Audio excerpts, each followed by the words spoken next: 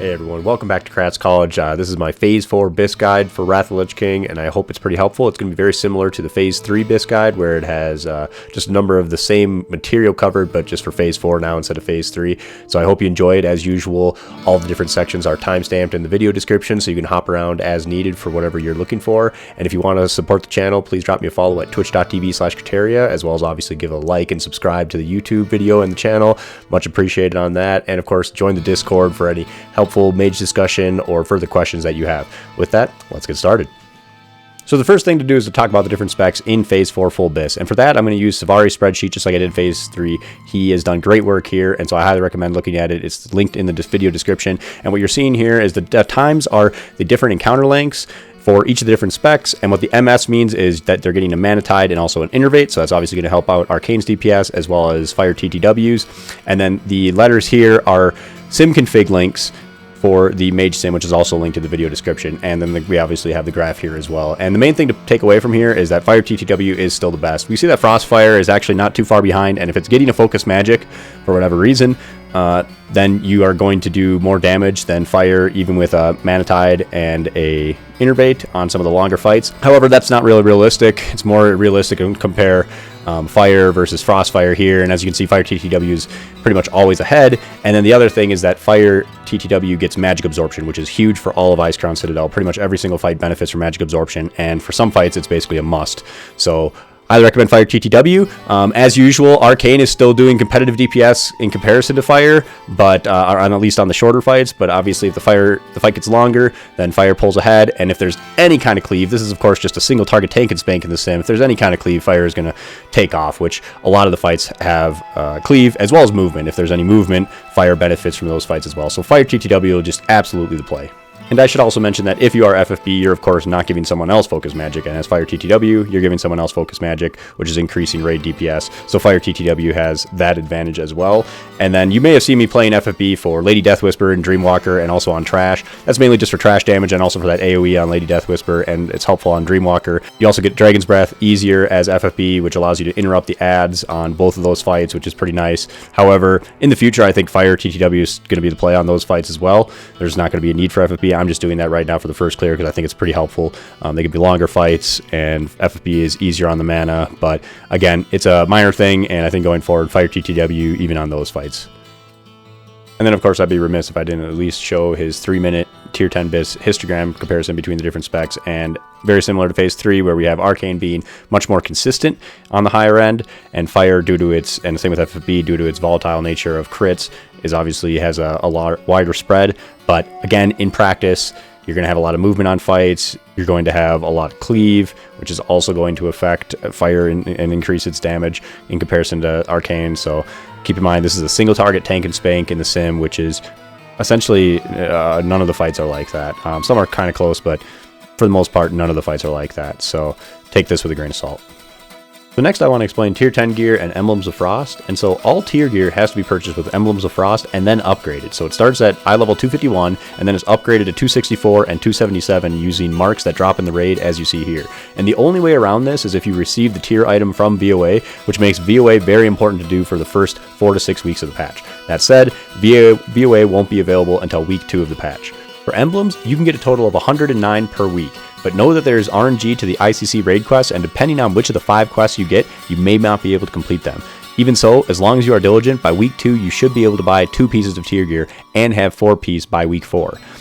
So how the marks work: on 25 you receive 2 eye level 264 marks from each of the 5 Endwing bosses, so Deathbringer, Sourfang, Professor Putricide, Blood Queen, Cindergosa, and Lich King, for a total of 10 if you're full clearing the entire instance. And if killed on Heroic, each boss will also drop a 277 upgrade token, meaning 5 277 tokens a week if full clearing on Heroic. For 10-man, these bosses only drop a mark if killed on Heroic, and only 1 each.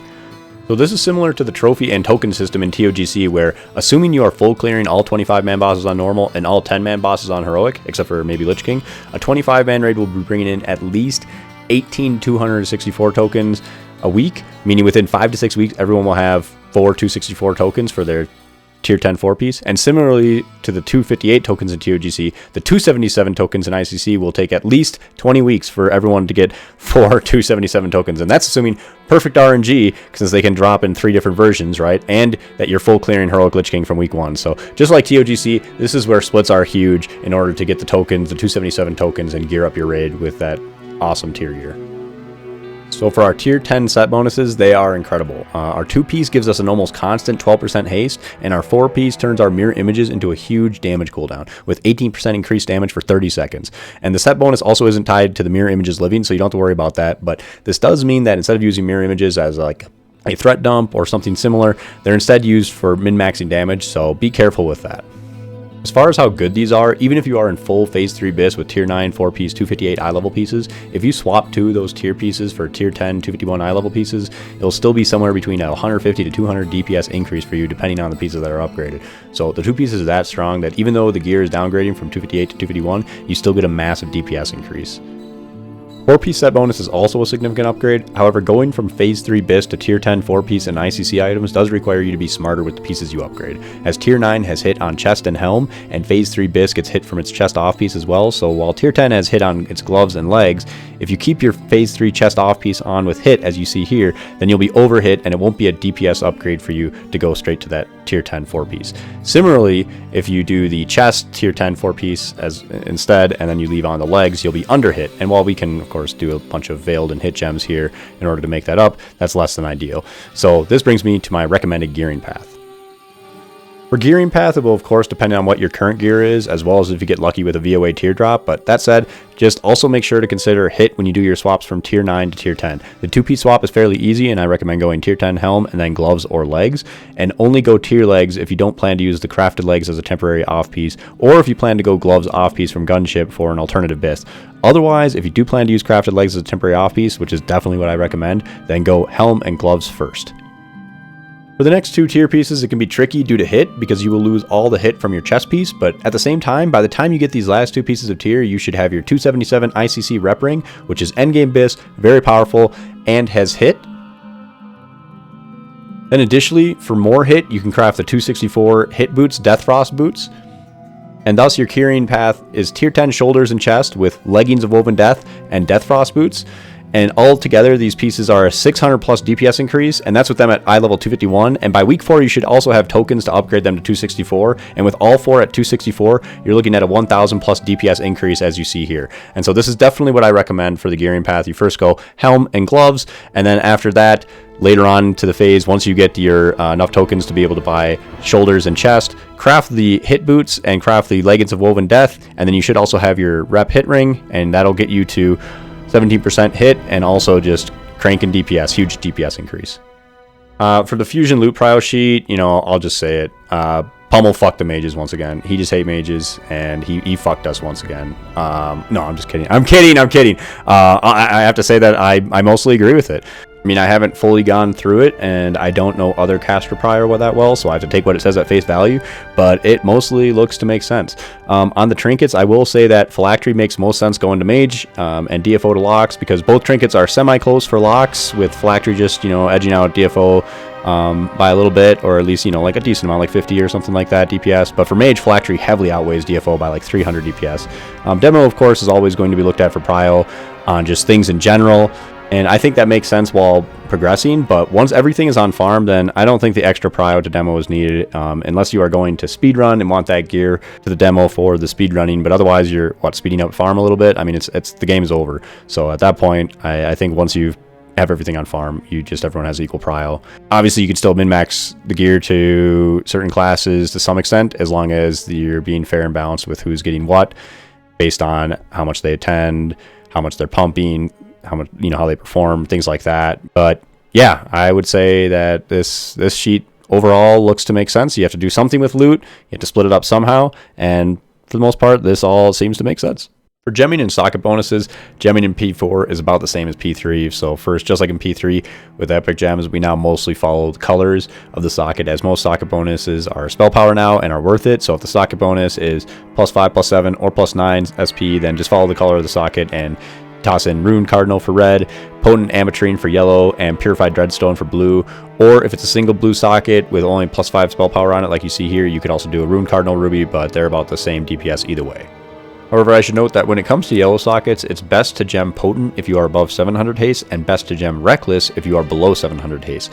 That said, once you have tier 10 2-piece, then always gem Potent, because that tier 10 2-piece is always going to be putting you over 700 haste. And I'm talking about haste on your character sheet. And the reason for this is that at 700 haste goes down in value, as it's a breakpoint where when you are above 700 haste, your rotation will often result in you casting a fireball with your living bomb exploding right afterwards, leading to a little bit lower living bomb uptime, because if you had a little bit less haste, then it would have exploded before finishing your fireball cast, and you could have reapplied it before starting your next fireball cast. And it's a relatively minor min-max thing that tier 10 2-piece again just nullifies, since it essentially puts us always above 700 haste. But until you get tier 10 2-piece, if you can swap your yellow gems to Potent to put you under 700 haste, then that will be a small DPS increase for you.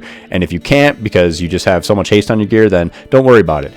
It's not a haste cap or anything like that. It's just that at 700 haste, crit goes up a little in value and haste goes down a little. As you can see here, C-Shen, he was doing some theory crafting work, made a graph for it, and the main thing is, like, for example, with my gear, I am at 774 haste, and by replacing 7 of my 8 haste gems with crit ones, bringing me to 704 haste with a +15 DPS increase according to the sim, and then swapping the last one gets me to 694 haste, but with a +33 DPS increase compared to that full haste setup, because again, there's that it's very minor, but that minor breakpoint at 700 haste where you can then get that extra living bomb uptime, which on average can lead to a little bit more of a DPS increase. But once again, if you can't switch all those gems over and get under 700 haste, or you have tier 10 2-piece, then just don't worry about it. Just gem Potent and don't think about it too much. It's not an actual haste cap. It's just a very extremely soft haste cap at 700 for, 15 to 30 DPS if you switch your gems around. For Phase 4 craftables, it is in the legs and the boot slot. For boots, we have Death Frost boots, which are your hit boots, and then you also have non-hit boots, Sandals of Consecration, which are spirit boots. And then for legs, we have Leggings of Woven Death, and we also have Light Weave leggings, but the Light Weave leggings, they're just strictly worse than the Leggings of Woven Death. These are better, so you just always would craft the Leggings of Woven Death and use these over the Light Weave leggings. So we really just have one leggings craftable for Phase 4, and then we have 2 different ones, hit boots and non-hit boots for the boot slot. Now, as far as how good these are, they're eye level 264, so they are pretty good depending on what you are currently upgrading from. For instance, for the Leggings of Woven Death, if you are going straight from Phase 3 BIS, and let's say you also already have a 258 tier chest, you can use the 258 tier chest and the Leggings of Woven Death as your off piece now, instead of using the Skyweaver robes as your off piece, and it's a 55 DPS increase, give or take, depending on some of the rest of your gear and your sim config setup. This is for a 3-minute fight, but they're definitely an upgrade. They're pretty good. I definitely recommend using them. I recommend it in my gearing path, so I recommend that. But as far as the boots, the foot pads of Icy Flow are going to be similar to Death Frost boots. Death Frost boots are going to be a little bit better, but nothing gigantic in terms of your DPS increase. You're talking 25 to 30 DPS. And then as far as how good the Sandals of Consecration are, it depends on the rest of your gear. So I'm going to tell you just to sim it to get your mileage out of those. Now, again, eye level 264, but if you already have something like the boots of the Mourning Widow, you would think just by looking at them that Boots of the Mourning Widow would be a little bit worse, but in Phase 3 BIS, comparing Boots of the Mourning Widow to Sandals of Consecration, the Boots of the Mourning Widow are actually a little bit better. But if you are in endgame BIS, in terms of Phase 4 BIS, and you do a comparison, the Sandals of Consecration are then better. So it's going to depend on your gear. So I would say if you already have Boots of the Mourning Widow, it's probably not worth it to craft Sandals of Consecration. I wouldn't worry about it. But it's going to, again, depend on your gear. And then also, if you didn't know, tailoring cooldowns are out, and also are tailoring buffs then as well. But the main thing is that since tailoring cooldowns are out, it's going to be a lot easier to get all the cloths you need in order to craft these. That's going to be, all it's going to require is the mats for that, so Eternal Fires, whatever it may be.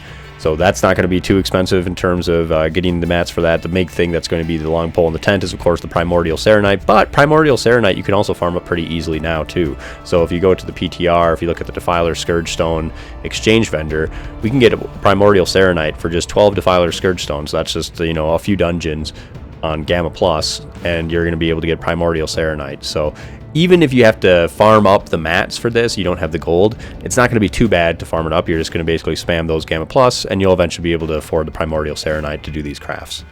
For Phase 4 BoEs, there's actually a number of useful BoE drops outside of obviously the craftables, which are BoE as well, but these are ones that when they drop in raid on ICC normal, they are BoE, and then also they can drop from the Sack of Frosty Treasures. And the Sack of Frosty Treasures is the ICC raid weekly quest that you can do on both 10-man and 25-man. You get a Sack of Frosty Treasures, and it is going to then, you know, it's going to always have the Emblems of Frost for you, and then it has a small chance to have any number of these items. And obviously it's a small chance that you'll get the item that you want or even get one of these items, but with everyone doing it, they will be on the marketplace. Now, they are also pretty expensive back in the day from what I heard, and so with inflation in Classic and everything, I mean, these are obviously going to be very expensive now, so just keep that in mind. But still, you have that option. If you have a lot of gold, or you're able to farm up gold, or whatever it may be, these are pretty good. Or it allows you for flexibility to, if you have multiple raids or you're doing split raids, you can then transfer, if this drops, to one of your other raids or whatnot. So we have the Blood Queen's Crimson Choker, which is the ILvl 264 non-hit neck. It's very good. So obviously the 277 is better than this, but only by about 80 DPS. So if you can get this, then you know, you could get Prio on other really good items and just forego getting the 277 neck because you already have this. The Lady's Brittle Bracers are your hit bracers. Again, very well statted, pretty good. So if you can get this, great as well. And then the Nightmare Ender, this one's not as good. It doesn't have a gem slot, so if you can use the hit on Petrified Ivy Sprig is just, you know, it's goated. It's very good. But if you're not using any of that hit on Petrified Ivy Sprig, then this will be a little bit of a DPS increase if you need to go a non-hit wand. And then as far as these shoulders, these are trash drop, and I would just largely ignore them. I put it on here for completeness sake, but they're not going to be used because we're going to use tier shoulders. You're not going to use these as an off piece. If anything, I would use Leggings of Woven Death on the legs as your off piece, right? I wouldn't use these, but for completeness sake, I wanted to put these on here. So these are all the items that you can purchase with Emblems of Frost. Not that you're necessarily going to go for all of these, of course, but I'm just listing them here all for completeness sake. First thing I want to talk about is Megaia's Misguided Quill. This is a Living Flame hopped up on steroids. It's got even more hit than Living Flame and also a better spell power usage. So if you, for whatever reason, if you're still using Living Flame, then if you could upgrade to this if you have the Emblems of Frost to spare, but I would say just don't be planning to use Living Flame. This is just have way too much hit in order to be able to use this, but it is something that, you know, if for whatever reason you are still using Living Flame, then you could upgrade to this and it would be a little bit of a DPS increase. I should also say that these are of course purchased with Emblems of Frost, and you should be prioritizing purchasing your tier items with Emblems of Frost. So I would only be purchasing these items once we're at like week 5 and you already have your 4-piece or even 5-piece in case you need to swap something in. But once you have 4-piece, then yeah, you could buy some of these other ones if they are an upgrade, but I wouldn't do it until then. Obviously prioritize your tier.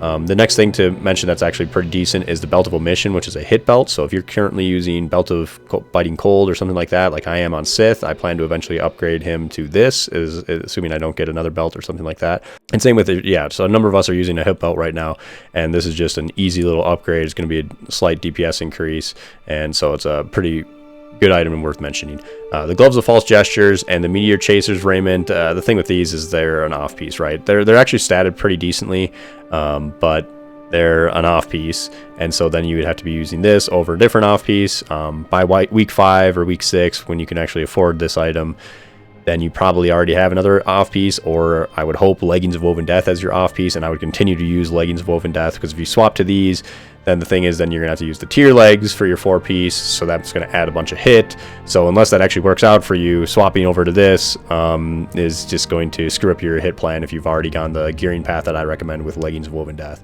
And then Vold's Cloak of the Night Sky is a 264 Spirit Cloak. It's actually not bad if you are still using like a 258 cloak from TOGC. Say you didn't get one of the 272 ones, then this is obviously going to be a little bit of a DPS increase for you, depending on your 258 cloak. So this is definitely something to pick up after you have the emblems to spare. But if you have a 272 cloak, then of course you don't have to worry about this. For 10-man items, there's actually a number of really good items from 10-man. These are, of course, all 10-man heroic, which then are going to all be eye-level 264, except for the Lich King weapons, which will, of course, be 271 then. They're going to be a little bit boosted. Same with on 25-man. Lich King heroic weapons are boosted a little bit above 277. They're 284. This weapon, pretty dang good. It's going to not be as good as the 277 weapons if you can make use of the hit from Rigor Mortis, or if you can... if you get Frozen Bone Spike, these will be a little bit better than Tel'thos, but this obviously won't hurt against you in terms of item prio because it's just dropping in your 10-man. So this will just be a little bit worse, something like 50 DPS worse than those other ones. So this is a great pickup if you can get it. Pretty much all of these ones are here. So I recommend just clicking on it and going through all these different items. The big thing to mention is Murden Spyglass, which depending on the fight duration is going to be better than both Flare and 258 Rain. So this is going to be something that if you get it early on in the phase, you're going to be using it over your current trinkets, and it's just really good. The only thing that's better than this is the phylactery and the DFO, of course, which are going to be extremely contested, right? So you always want to be running 10 man until you get this, because even if you have stuff in the other slots, this is going to be just a straight DPS increase for you, because even if you have phase 3 BIS trinkets, it's just that good. We have a hit wand, we have a non-hit ring, so you could easily get this one then while waiting for Ring of Rapid Ascent. We have Pale Corpse boots, which are going to be similar to Consecration, so then you wouldn't have to craft those Sandals of Consecration. We have a non-hit belt, so if you need to drop some hit, you can get Cauterized Horde, or if you're just something to get until while you're waiting for Crushing Cold Wrath belt, right? This is going to be very contested as well. Everyone kind of needs it kind of thing, and it's a very good belt, but you could get this while waiting for that. Lich Wrappings is a hit cloak, so it's only if you're using a hit cloak, which not many of us are, but you know, it's something that you could have in your back pocket in case you need to swap things around and get some hit. Ether Soaked Bracers. Now these, if you have a lock in your group, they're probably going to want these, because these can actually be BIS for some setups for warlocks, so you won't get it. But if they already have it or something like that, then you could get this, and then you wouldn't have to buy the Ladies Brittle Bracers, which are going to be obviously very expensive, and you could utilize these until you get the 277 hit bracers if you're going hit bracers route, or obviously if you're going Death Surgeons, then you could just have these in case you need some hit. The offhand is hit, so again, that's a nice little upgrade straight from if you're already using phase 3 BIS offhand, which is hit, then we just have a nice little boost because it's 264 eye level and very good. But obviously what we want is another non-hit one, but the only non-hit one is Sundial of Eternal Dusk, so it is kind of a problem in that we eventually will need to drop hit, but the only thing to drop hit to is Shadowsmoke Spindle, or if you get a number of these, which is obviously subpar compared to Shadowsmoke Spindle. But until then, you have Scourge Lord's Baton, which you could use and still get hit from your offhand, and it'll be a nice little DPS increase over Symbol of Transgression, because it's got that gem slot. It's going to actually be pretty nice DPS increase. And then Soul Cleave Pendant is a non-hit neck, so if you can get this, then it saves you from having to buy Blood Queen's Crimson Choker at the normal level, right? The high level 264, which apparently is going to be very expensive, right? And this actually seems a tiny bit better than Blood Queen's Crimson Choker. So the goal is going to be to hopefully you can just get this instead of having to buy this while waiting for the 277 one. Or you can just spend a lot of your loot item prio from your loot council on the 277 neck and just forgo either of these. But yeah, the Soul Cleave Pendant is very good. So yeah, a lot of really good items from 10 man, and obviously Heroic Lich King on 10 man is not a gimme. A lot of the other 10 man stuff on Heroic isn't too bad, but Lich King is actually still kind of difficult, so might take a while to be able to clear Lich King on Heroic on 10 man in order to be able to get this. But once you can, then hopefully you can get this weapon, and that'll be just a nice little placeholder until maybe you get him on Heroic, or until you can get one of the 25 man Heroic weapons like Rigor Mortis or Frozen Bone Spike. Also, I should mention that all these Phase 4 Eightyupgrades links, they are in the video description, so to look at the Phase 4 10-man items, BoE Drops, Craftables, Emblems of Frost, all the things that I'm going over right now in these different video chapters, they're all linked in the video description so that you don't have to just take a snippet of the video in order to look at these items. You can just click it and it'll take you straight to this Eightyupgrades link. So for Fire TTW BIS, there's actually a few different options you can go as Alliance and only a couple options as Horde. And so I'm going to walk through those different options for both Alliance and Horde. And then after that, I'll go into more in-depth on some of the specific pieces. So for all these different BIS routes, the first thing I should say is that you'll notice all the pieces are going to be staying the same between all of these, and there's only a few items that are changing around. And that mainly is going to be the chest slot, the neck, the bracers, and gloves. Everything else across all these different BIS routes is going to stay the same. Your weapon, offhand, cloak, the shoulders and head, leggings, belt, all this stuff, it's all staying the same across all of these different BIS routes. So for the chest off piece, you're using Robe of the Waking Nightmare, which is a hit off piece chest. So with that, you're getting a bunch of hits, so you're going to have to use the non-hit bracers and the non-hit neck. And that differs from the gloves off piece, where Gunship Captain's Mittens are going to be your off piece, and those have hit just like the tier gloves do. So because you're basically swapping hit for hit, and then you're going to be now getting no hit from your chest off piece, you now need to get hit from both your bracers and your neck piece. And so for the gloves off piece, you go hit bracers, hit neck, as well as those Gunship Captain Mittens, and it sims about the same. All these sim with about 20 DPS of each other. And then the other route that you can go that I don't recommend, at least at first, I recommend going the other routes, is 5x tier, because that tier is going to be very difficult to get. And so it's easier, or probably going to be easier to get a off piece before you can get 5x 277 tokens.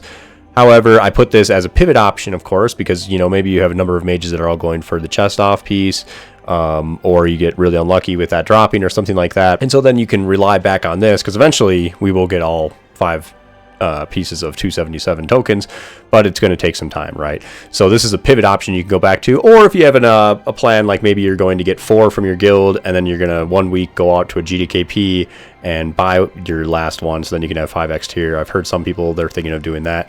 So you could go that route as well. And then for this, since you're getting 5x tier, you can go hip bracers and hit neck, but you can also just go, you could go non-hip bracers and gem some veil gems in order to make up the hit from using the Death Surgeon sleeves instead of the hip bracers, and vice versa. You can go the non-hit neck, the Blood Queen's Crimson Choker, and then you're going to have to gem veil to make up that hit.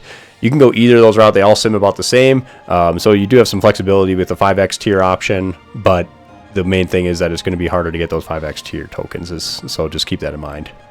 And then Horde, it's very similar in that, if for the chest off piece, you're going to go the chest off piece, and the Blood Queen's Crimson Choker and the Lady's Brittle Bracers, you're going to be a little bit over hit cap, but it's the best route for the Horde.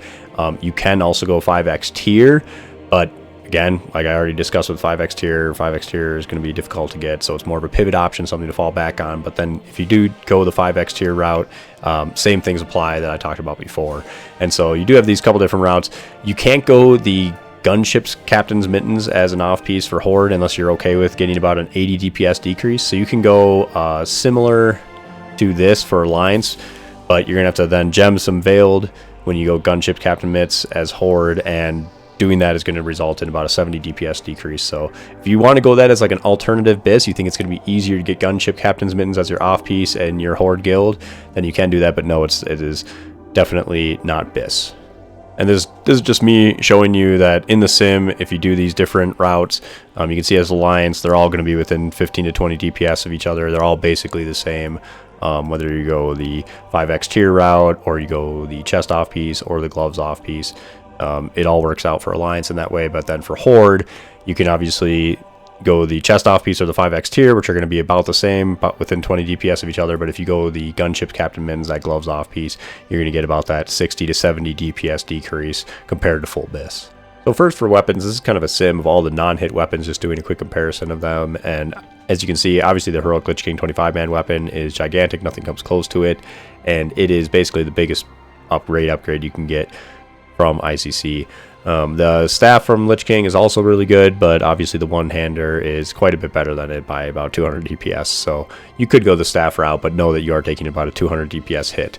Frozen Bone Spike and Rigor Mortis will both perform similarly as long as you can utilize the hit from Rigor Mortis, so that just depends on your gearing path and what you kind of plan out to go for a last one. Like Rigor Mortis can be nice in the middle of the phase as you're transitioning between hit gear and whatnot, so don't discount Rigor Mortis just because it has hit on it. So that's the only reason I don't have a sim with the numbers right here, because I'd have to sim it and swap other things around, of course, but it's going to be similar to Frozen Bone Spike.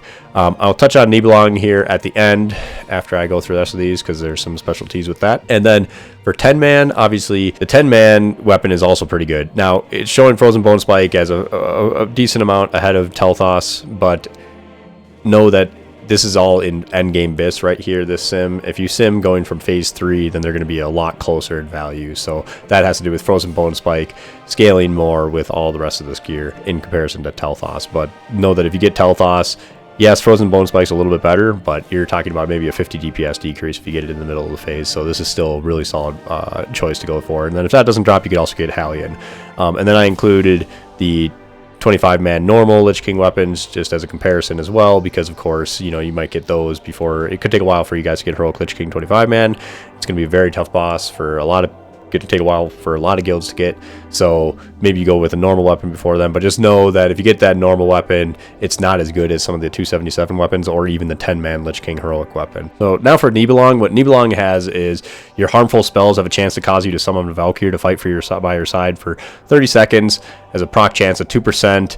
Has to do with spell applications, and certain spell applications work while others don't. For us, Ignite works, and also like Imp Blizzard. So if you went FFB with Imp Blizzard for like trash, this would be great, because that Imp Blizzard is going to be an extra spell application that can help proc and summon Valkyries, so it could be really good for trash damage, possibly speed runs.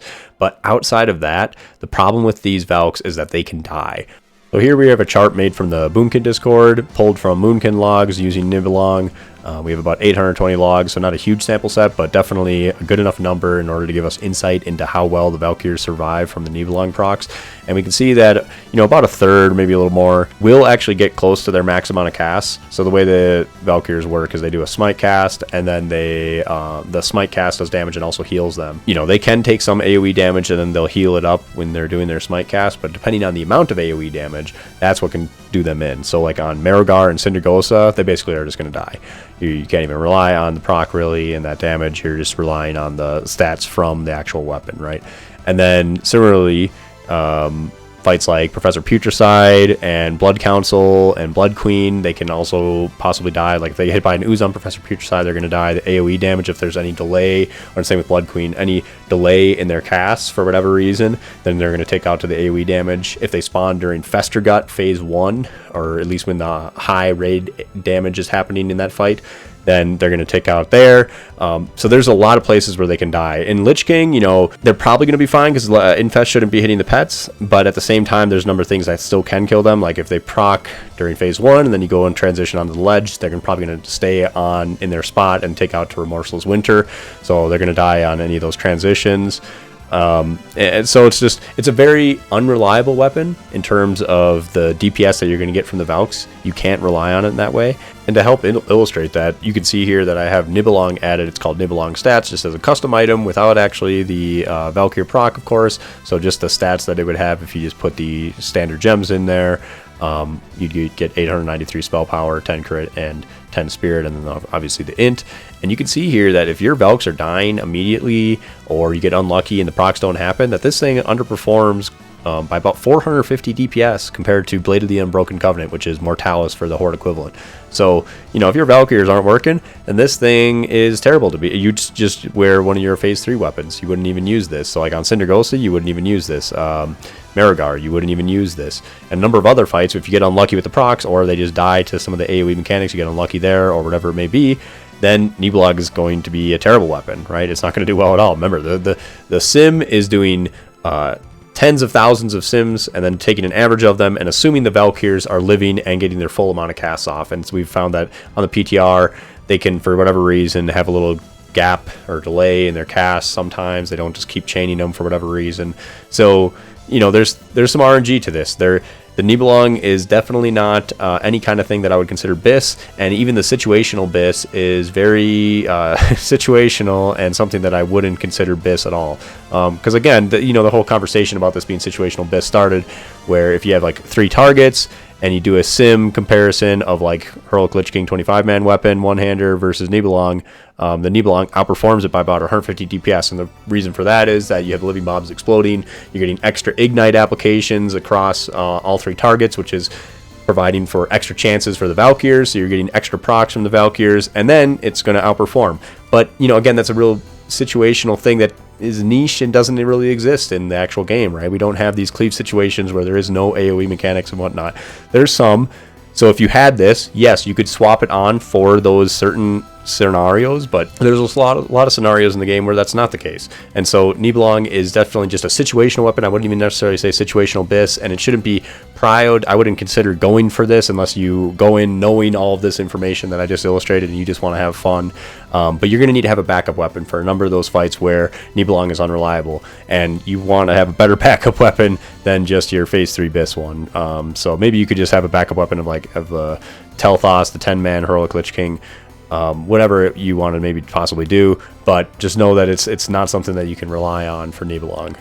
And again, as I mentioned before, you know, Imp Blizz on FFB also has extra chances to proc it, so maybe in speed runs, you're blasting down the trash, you could swap to this. I think it'd be great to have for speed runs or just for trash in general. I would love to have this as well as another really solid weapon. Obviously, having both the Heroic Lich King 25-man weapon and NIBELUNG would be amazing. You'd swap to this just for certain situations and for trash and everything like that, and then you go back to the 25-man Heroic Lich King weapon for the other situations, and you could really min-max and do a lot of damage, and I think that would be great. And if I, you know, that's my plan, and since this won't be prioed, is that eventually maybe I can get one of them, and, you know, if I can, I'm definitely making a weak aura that every time a Valkyrie is spawned, that it plays, you know, Valkyrie profile, Lenneth saying, "To my side, my noble Anhariar," as well as, you know, her final move, maybe it mixes between saying that one as well as her finishing move, NIBELUNG VALESTI, anytime a Valkyrie respawn. I mean, that'd be a lot of fun, having that weak aura that's going to play that, and you're just blasting on trash. And if you get really lucky and you get a shit ton of Valkyries and they're all doing damage and everything like that, that can be a lot of fun. It's definitely a fun weapon. It's just that it's definitely not something that you can rely on.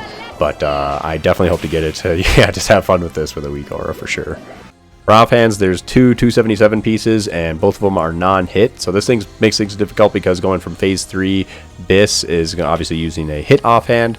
And so these should be prioed to people who are going to need to drop that hit off from their offhand. The best Phase 3 non-hit offhand is 160 DPS worse than the Shadowslope Spindle, so obviously a significant upgrade going to either of them. The Sundial is only 70 DPS worse than the Shadowslope Spindle, so, you know, it's not bad to get the Sundial. Just know that if you do get this, though, you're probably back of the line on this one, so just keep that in mind. And then on the note of the hit offhands, what you can get in the meantime, while you still need the hit from the offhand, you can get the 10-man Heroic Scourgelord's Baton, which is about 60 DPS more than the Phase 3 BIS offhand, which uses hit.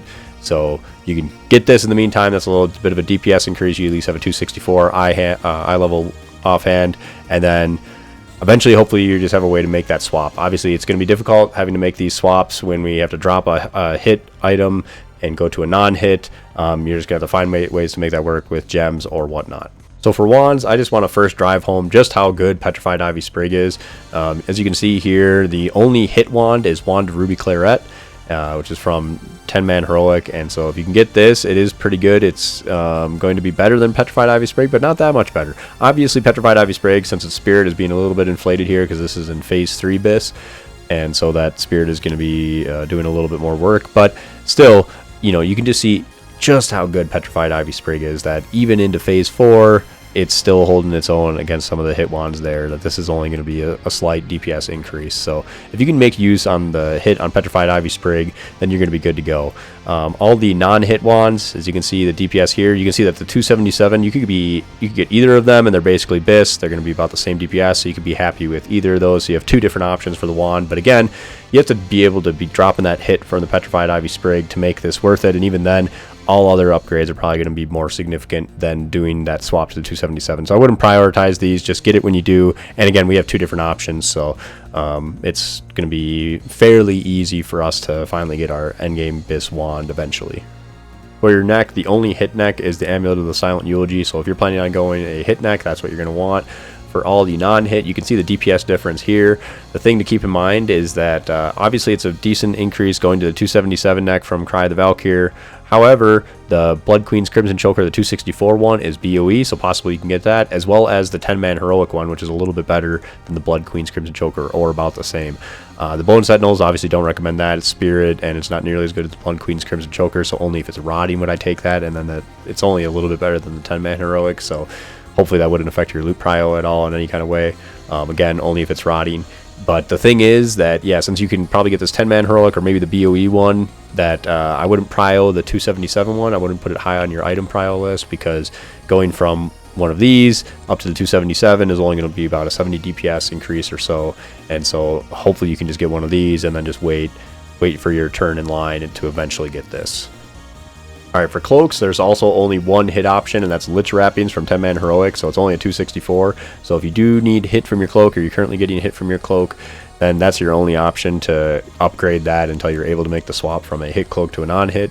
And then as far as non-hit cloaks, this is the breakdown from Phase 3 cloaks to Phase 4. So obviously, if you already have a 272 cloak, it's going to be a very small upgrade, and you know, this will get prio to the people who didn't get a 272, and the 272 people will be waiting because this is hardly any bit of a DPS increase. But if you don't have a 272 cloak, then it's a fairly significant DPS increase depending on what your current cloak is. The main thing to point out here is that Great Cloak of the Turn Champion, we would only want to take this if you know, it's rotting or something like that, because it's Spirit and it's, you know, 80 DPS less than the full BIS one from Valithria Dreamwalker. But Drape of the Sun Reavers, it's a significant DPS increase to go from Drape of the Sun Reavers up to Frostbinder Shredded Cape. So I put this as like mid prio. And also note that the Vold's Cloak of the Night Sky, this is the one that you can purchase with Emblems of Frost. So after you've gotten your tier gear and you have excess Emblems of Frost, you could eventually buy this. And so if you're currently using Shawl of the Devout Crusader or just need a DPS need a cloak upgrade, then you can get Vold's Cloak of the Night Sky, which is going to be as good as it gets in terms of it's better than all the other phase 3 cloaks outside of 272. So you can get that, and then you're just going to wait your turn for the Frostbinders, because that's still going to be a significant DPS increase. It's 125 DPS over the Vold's Cloak of the Night Sky, but at least it's going to be something decent to use until then. So for bracers, the only 277 option that is non-hit is the Death Surgeon sleeve. So for whatever reason, if you're going non-hit bracers, then that's where you're going to be going. For hit options, as you can see, going from Dark Essence Bindings to the 277 Ladies Brittle Bracers, hit bracers is a significant DPS increase. You're looking at about 120 DPS.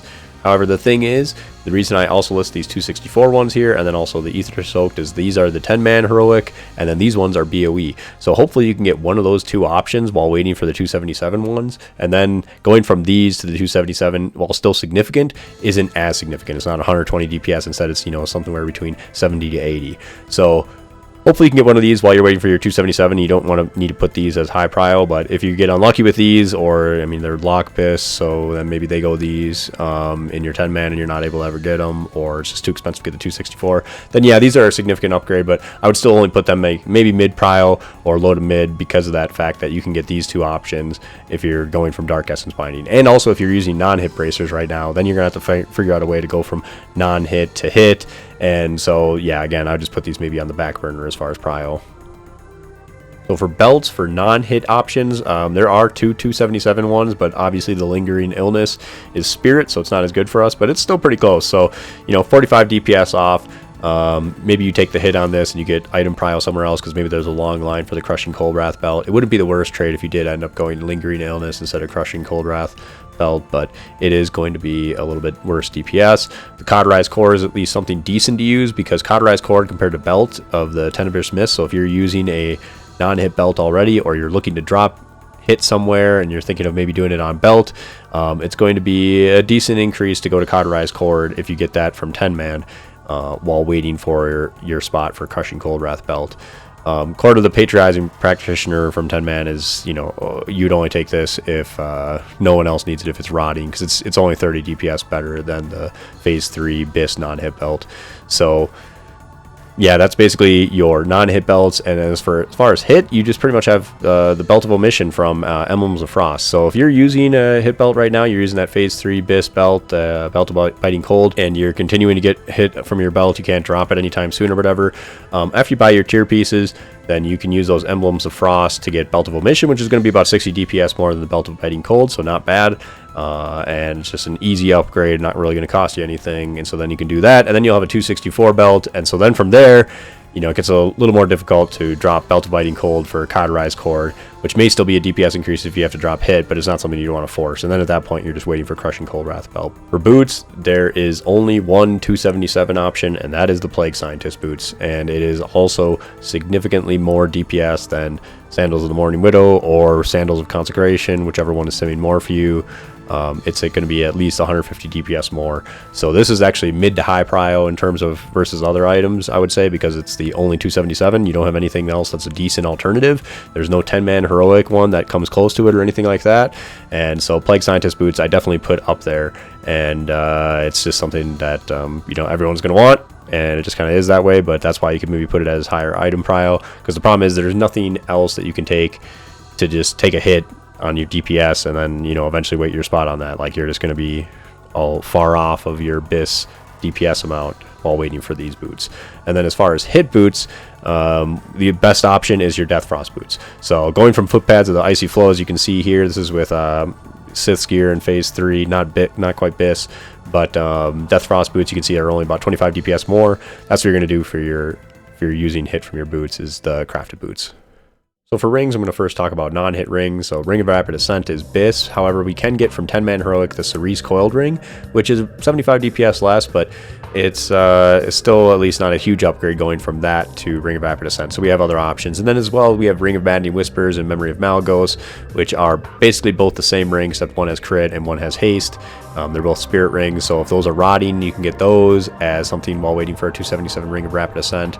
Obviously going from something like Nebula Band or the Anubarak ring to, you know, Cerise or any of these 3 rings, or 4 I should say, are a significant DPS increase. But the point is that you have a number of non-hit options that you can get while waiting for your spot in line for Ring of Rapid Ascent, since everyone needs this. So I don't put this as a high prio item just because of the fact that you have many other options that are close in terms of DPS to it.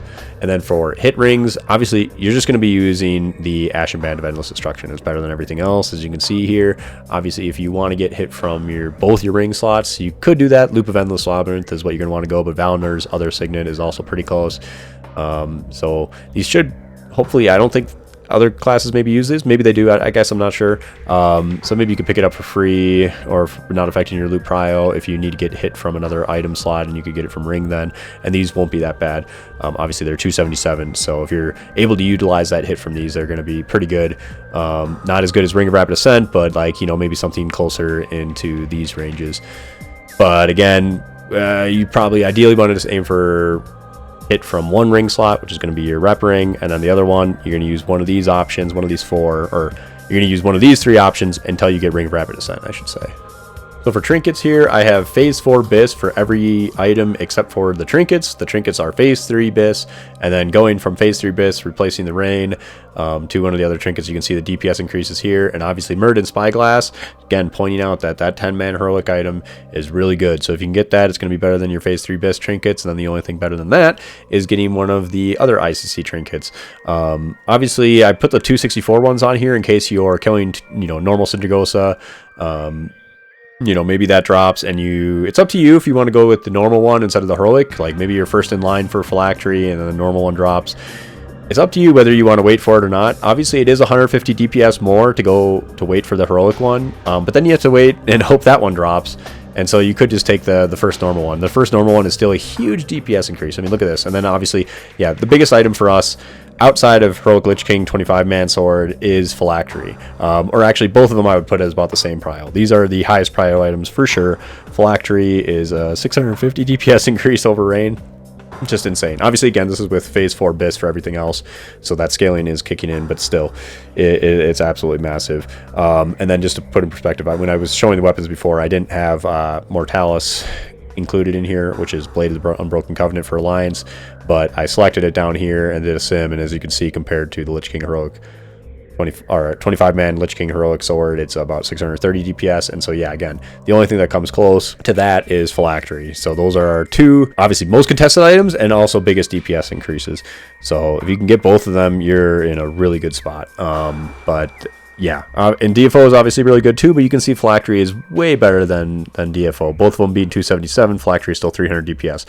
While for locks, I believe phylactery is better, but only about maybe 50 DPS or something like that. It's a lot closer between them for locks. So the Fusion Loot Prio sheet has phylactery prio to mages and DFO prio to warlocks. I think that's correct. Outside of demo for phylactery, if you want to do that, if you're still progressing and you need that extra demo boost, then that makes sense. And then I also just did a sim here with taking off all the trinkets, so simming without any trinkets, and then simming with both of them. And then, as you can see, that's how much DPS value phylactery brings just by itself.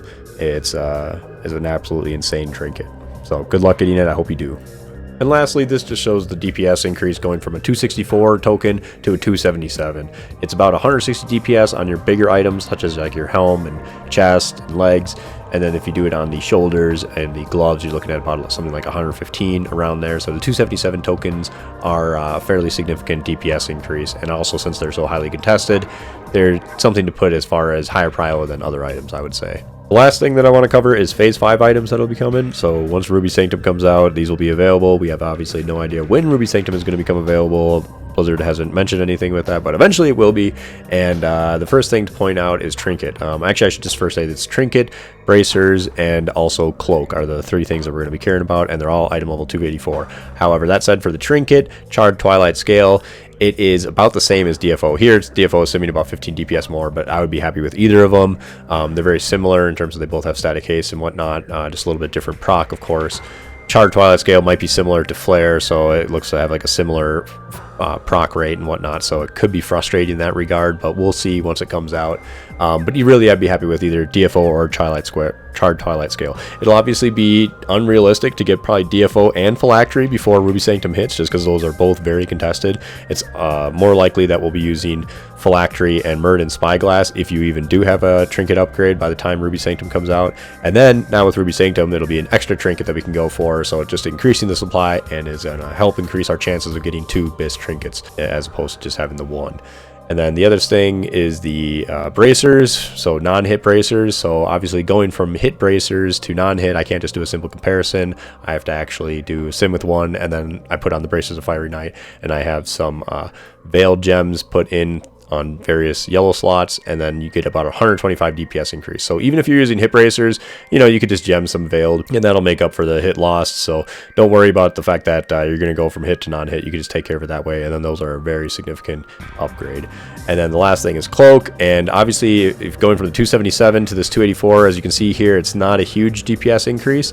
You're looking at something between 60 to 70, but for a lot of us, we're probably going to have 272 Cloaks, and we're never going to get this 277 one. And going from the 272 to the 284, so obviously people are probably going to be prioed the 277 that don't have 272. 272 won't be prioed that, and then once Ruby Sanctum hits, 272 people will be the ones prioed for the Cloak of the Burning Dusk. At least that's my thinking, and then that'll actually be a pretty significant DPS increase. We're looking at about 100 plus DPS. So those are just some things to keep in mind with Phase 5 once it does finally hit, but we have no idea when that is going to be. We have to wait till Blizzard gives us more information, but the main thing is that it's going to be helping us out with our trinket situation. And that brings me to what I would put as kind of my priority sheet. So obviously 25-man Heroic Lich King Sword and Phylactery are going to be at the very top. There's nothing that compares to those. Also obviously very contested, so I would put those as highest priority. After that, some kind of weapon is at least going to be a significant DPS increase, and also DFO, our other trinket. However, that one, getting that and Phylactery is going to be difficult, so just keep that in mind. If you get Phylactery, you're most likely going to be using Phylactery and Mirrodin Spyglass as your end phase BIS, unless you get really lucky with DFO drops or something like that. Next, Plague Scientist boots, because there's nothing that comes close to them in terms of an alternative option, and they're also just a really solid DPS increase, as much as like the 277 tokens or anything else basically outside of weapons and trinkets. So I'd put Plague Scientist boots, and then here it's also worth mentioning it's kind of situation dependent, right? If you don't have a 272 cloak, then you should put something higher up on maybe this tier of prio for you. So it depends on what gear you currently have. Just keep that in mind, and also what gear you get and what you get from like 10-mans and stuff like that as this goes on, right? If you get unlucky, you don't get some of those alternative things from 10-man for some of these item slots, then your priority on this stuff is going to change. So do what's best for you, just remember that. But this is just kind of looking at things from everything we just went over in terms of the DPS increases that they each give and the alternatives that are available. So after that, I would put 277 tokens just based on how much of a DPS increase they are and how contested they are. I think they're definitely worth going for in terms of prio. Maybe offhand then after that, because it allows you to drop that hit if you get a good offhand, if you get the Shadow Soul Spindle, and it's also contested. So if you get that, then you're good to go.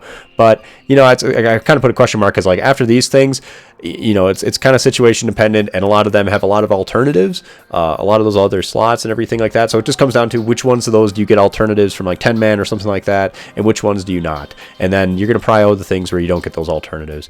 But overall, this is kind of what I put, just starting off the phase. This is what I would put as my priority stuff.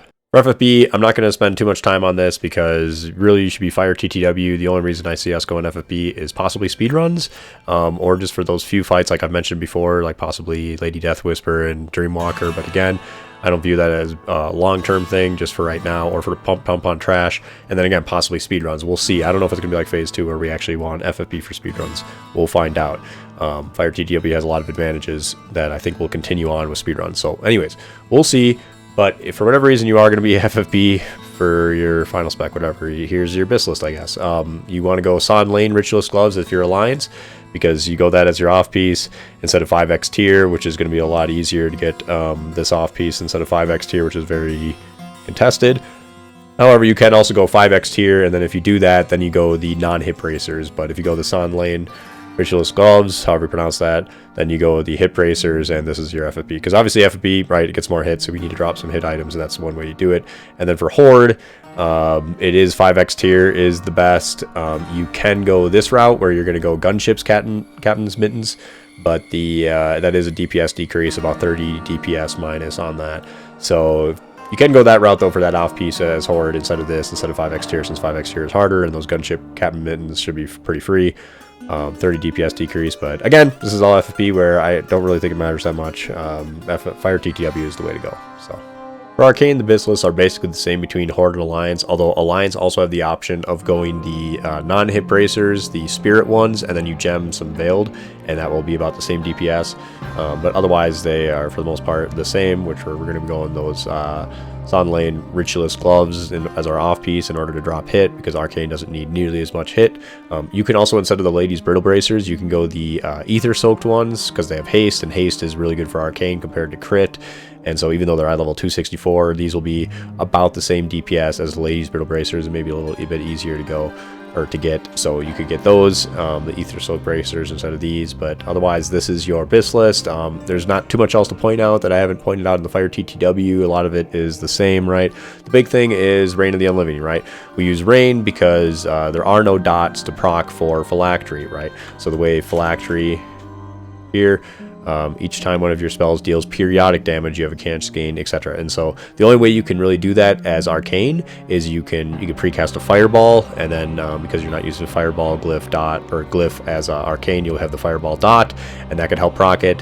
But then in the middle of the fight, even if it does proc it there, in the middle of the fight, you need a way. Now you can use Sulfuron Slammers, and that will put a dot on you, gets you drunk, and sets you on fire for 4 damage every 3 seconds, 6-second duration. So you'd have to just keep spamming these until it procs the Phylactery. And then that is actually something, Ostivel simmed it.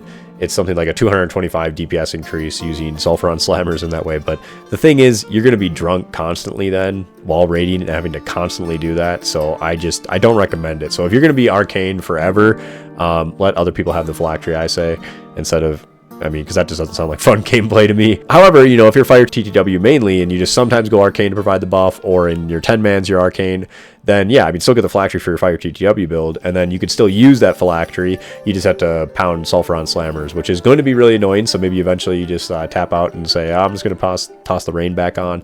But that is an option. Otherwise, if you're not going to do the degen shit with the Sulfuron Slammers and whatnot and precasting Fireball, then yeah, it's Reign of the Unliving and DFO for the BIS trinkets for Arcane. And with that, thank you for watching. I hope you enjoyed the Phase 4 BIS video. I hope it helped, and I apologize for my stuffed up nature. I currently have COVID, and have had a fever and everything, and so I hope it doesn't sound too terrible, and I hope this has been very helpful for you. Obviously, we'll have the launch race and a bunch of other ICC content coming up on the stream, so drop me a follow there, as well as you know, hit up the Discord if you have any more questions, and obviously hit like and subscribe. That obviously helps out the channel a lot. So cheers, thank you so much, hope to see you in the stream, and see you on the next one. The fuck? Jason taunted it. Jason DSAC. Just finish it. She won't fade it. Someone has Frostbeacon in the raid. Great success. Hey, get out, get out, get out, get out, get out.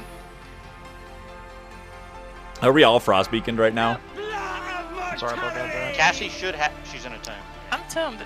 Everyone is fucking tombed. The whole fucking raid is tombed. No way! No! Someone is still alive. DPS is the boss. I see her health going down. There's no way. No, no. Not like this, dude. Not like that. Oh my god, it just fucking... What? The rest of the people are in the tomb. I think that was me. I apologize. The fucking position when it moved. That was hands. That was hands. Hands. You just... Yeah, spotted him. Hey, shitbag Masoka. Turn off your fucking Righteous Fury, douchebag. Damn. Aaron's not happy. You're so fucking cool. Just sign my titties. Will you sign my titties?